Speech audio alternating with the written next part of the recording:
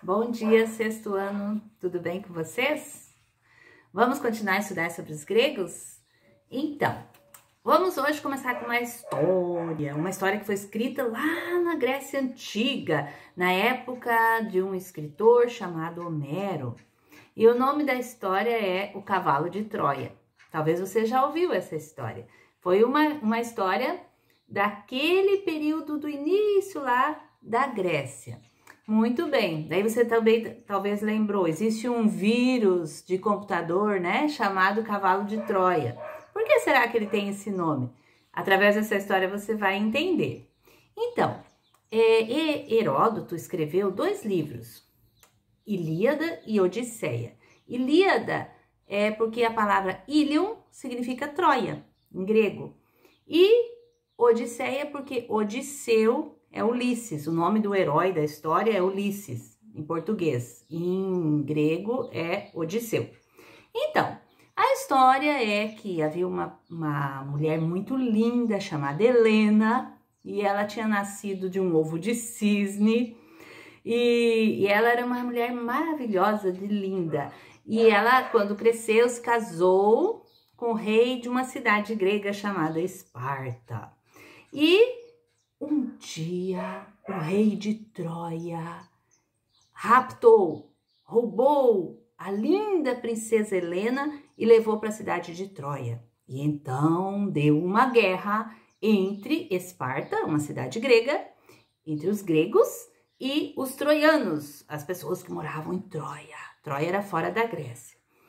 Os gregos lutaram por 10 anos em volta de Troia e não conseguiram vencer para salvar a Helena. E o Odisseu estava lá lutando. E o que acontece é que eles têm uma ideia. Que ideia? Vamos construir um cavalo bem grande de madeira, oco por dentro, que caiba pessoas dentro.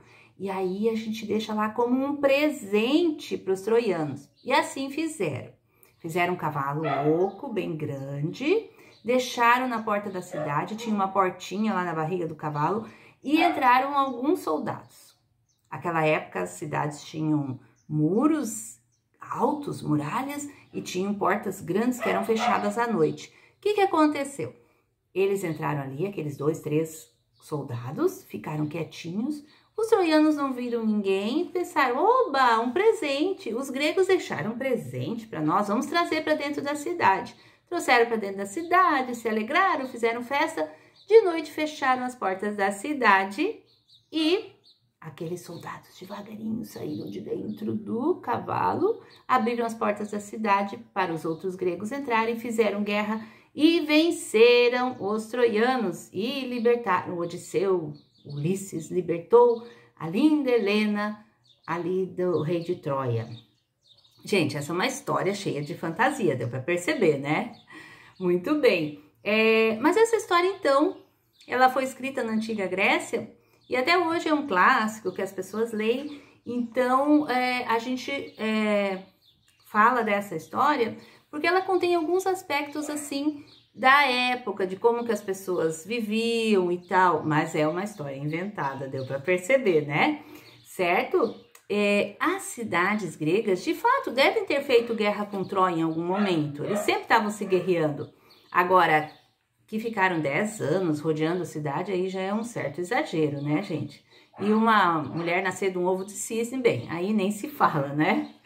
Muito bem, mas, então, temos aí essa história. Assim como Esparta, que essa história fala da cidade de Esparta, que ela existiu de verdade, existiam outras cidades gregas.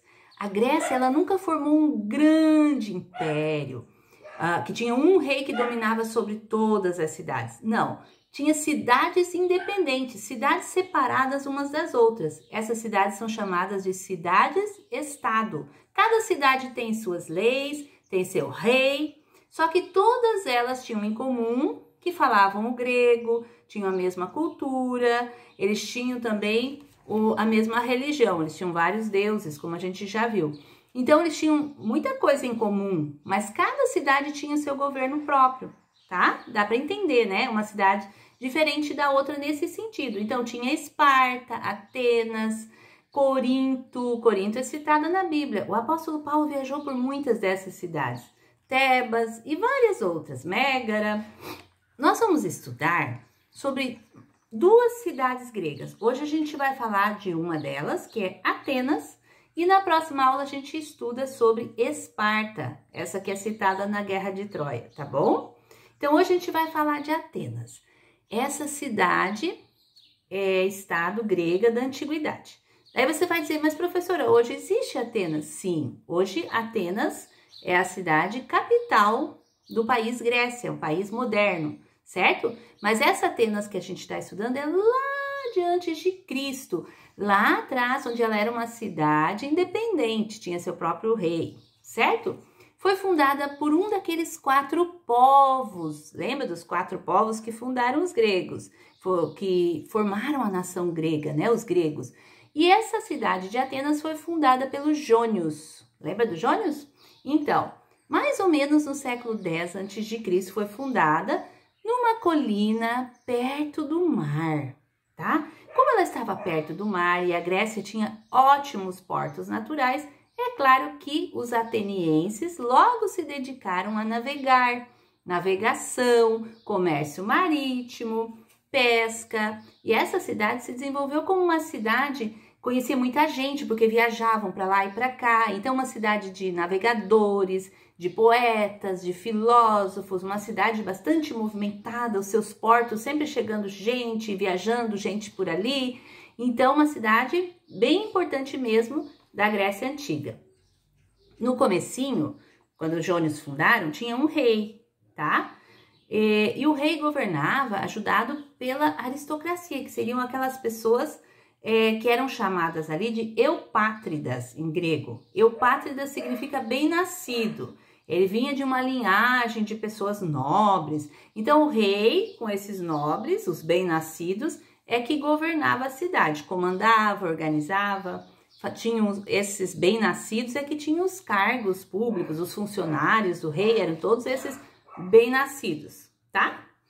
Acontece que a cidade não era só de bem-nascidos, né? A cidade tinha os artesãos, tinha os comerciantes, tinha os soldados que, poxa, nós também gostaríamos de ocupar um cargo, de participar da política, de ajudar a organizar a cidade, mas eles não podiam.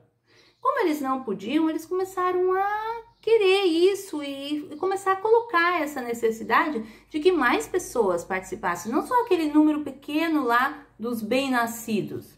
Além disso, tinha muitos camponeses. Os camponeses não estavam muito preocupados em participar da política, mas uma coisa incomodava muito os camponeses. É que se eles não conseguissem pagar uma dívida que eles tinham, eles eram tornados escravos.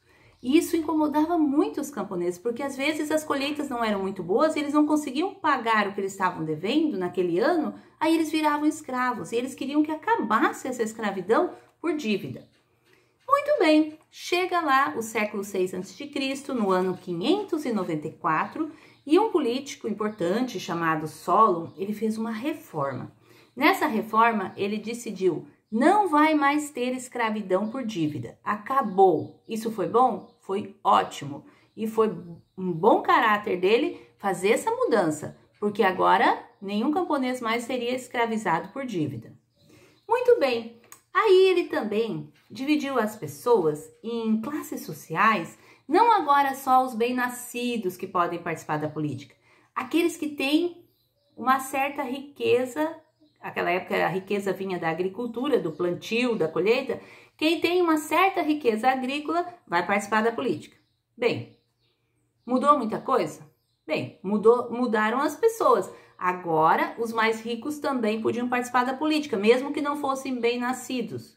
Mas não mudou muita coisa, porque a maioria da população ainda não participava da política. Isso foi no século 6 a.C. Mas lembra que a gente definiu democracia e falou que democracia começou na Grécia Antiga?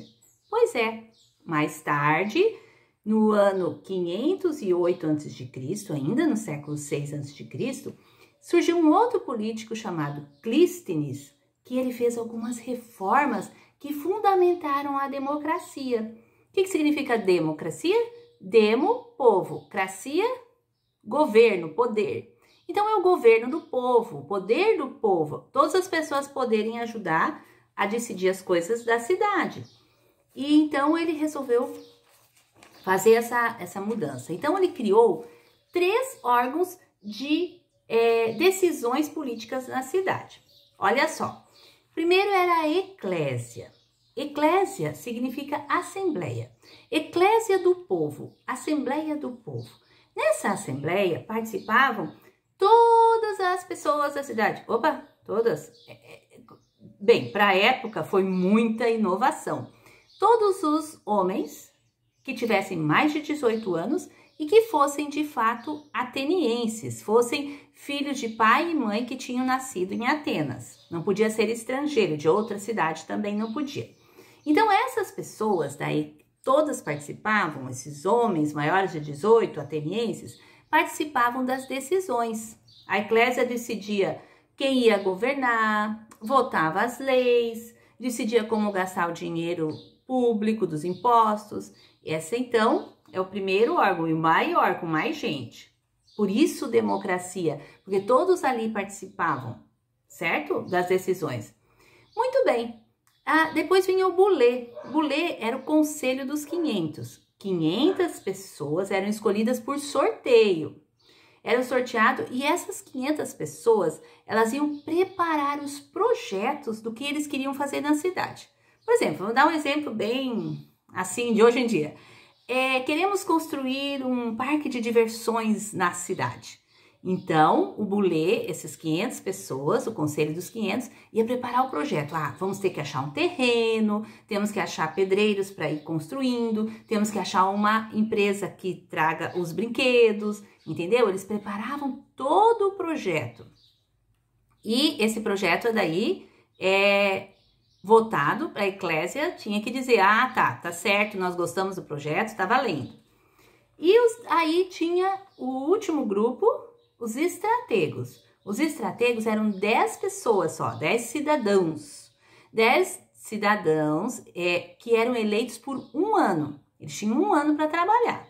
E nesse 1 ano eles colocavam em prática aqueles projetos que o bulê tinha feito e que a eclésia tinha aprovado. Tá? Então, eles iam fazer com que esse parque de diversões fosse montado e colocado em funcionamento. Deu para entender? Então, assim era a democracia. Uma democracia onde que todos os cidadãos iriam participar das decisões, aí ia ter um outro grupo de 500 pessoas que iam preparar os projetos e um pequeno grupo de 10 pessoas que iam pôr em prática esses projetos, certo? Assim era a democracia. A democracia hoje no Brasil, ela é representativa. Não estamos todas as pessoas lá em Brasília decidindo as coisas, mas a gente elege pessoas para estarem lá em Brasília decidindo as coisas para nós, certo? Então é uma democracia representativa. Lá na Grécia era uma democracia direta. As próprias pessoas da cidade decidiam. Claro, porque era bem menos gente, né? Imagina, todos nós lá em Brasília ia ser complicado. Muito bem. E eles tinham até, se alguém fosse contra a democracia, ia ser punido. Era um crime ir contra a democracia. Sabe qual era a punição?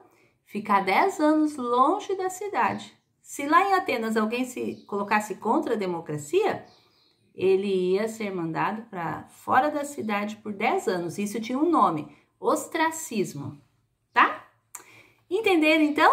Nós falamos de Atenas e nós vamos continuar falando ainda de Atenas mais um pouquinho na aula que vem. Mas hoje a gente falou bem sobre a questão política, certo? Eu desejo uma ótima semana de estudos e até a semana que vem, se Deus permitir. Um abraço!